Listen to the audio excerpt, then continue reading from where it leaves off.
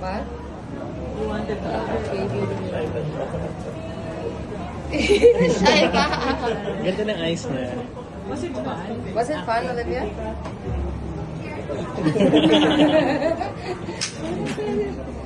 Sumagot ka. Nahiya pa. Nag-workshop ka ba daw? Did you practice any acting workshop? No. Are you excited to see yourself today? Nahiya siya. Hindi na kayo nagtatanong. Kumusta? Tinuruan mo ba siya? Syempre, nung una, pumayag lang ako kasi akala ko maglalakad lang siya eh. Tapos pagdating sa set, biglang nagkaroon ng linya. Tapos maya-maya, biglang iiyak. Oh my God!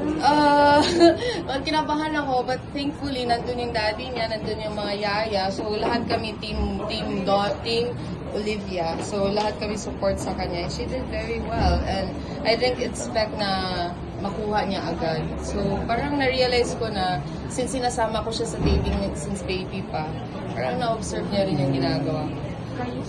Ha? Yeah, how was it, Olivia? Yeah, how was it? Was it hard to cry? But you were tired. You got tired after. Yeah. What were so many angles? What were you thinking while crying? Did you imagine? I just cried. Where did you learn the technique? At home. Oh! Wow. Your mommy. You practice at home when no one's watching? Like in the bathroom? I just cried. For no reason. Practice.